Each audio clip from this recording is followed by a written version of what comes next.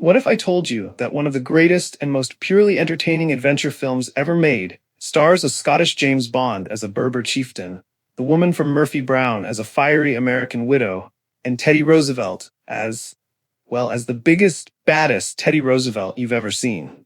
If that sounds awesome, it's because it is.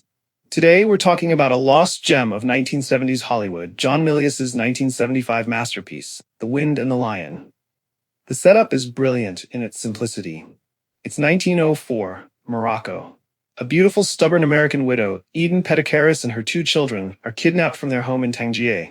The kidnapper is Mulai Ahmed El Raisuli, played by Sean Connery. He's the last of the Berber pirates, a man the spineless Sultan of Morocco calls a troublemaker, but who sees himself as a divine authority.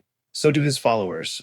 Raisuli doesn't want money. He wants to create an international incident to expose the Sultan's corruption and drive a wedge between him and his European allies. And he succeeds. When news of the kidnapping hits the United States, President Theodore Roosevelt, played with chest-thumping perfection by Brian Keith, sees an opportunity. Roosevelt, seeking a show of American strength for his re-election campaign, sends in the Marines. What follows is a magnificent three-way chess match between a tribal warlord fighting for his way of life, a world superpower finding its voice, and a woman caught in the middle who refuses to be anyone's pawn. So, what makes this movie so spectacular? First, the characters. Let's start with Sean Connery as Raisuli. No, he makes no attempt to sound like a Berber from the Riff Mountains. He sounds like Sean Connery, and it's glorious. He brings so much charisma and swagger to the role that you completely buy it.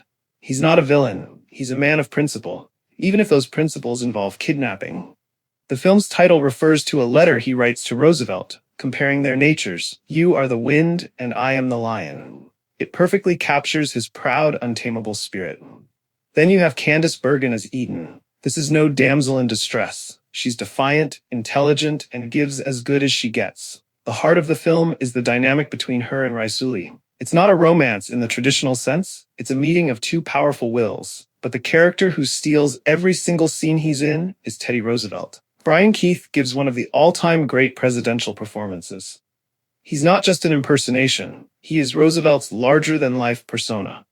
We see him boxing, teaching his kids about grizzly bears, and making grand pronouncements about America's destiny. He and Raisuli are two sides of the same coin, two lions from different worlds, and the film brilliantly shows how they understand each other without ever needing to meet.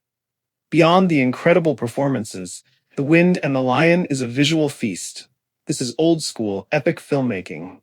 Director John Milius used thousands of extras on horseback, filmed in the sweeping landscapes of Spain. The battle sequences are huge, practical, and breathtaking, and it's all set to one of the greatest musical scores of all time by the legendary Jerry Goldsmith.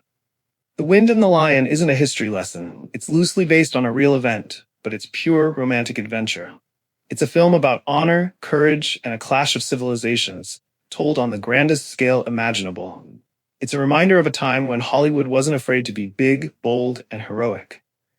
So if you're tired of CGI and looking for a film that feels real, epic, and incredibly fun, you owe it to yourself to watch The Wind and the Lion.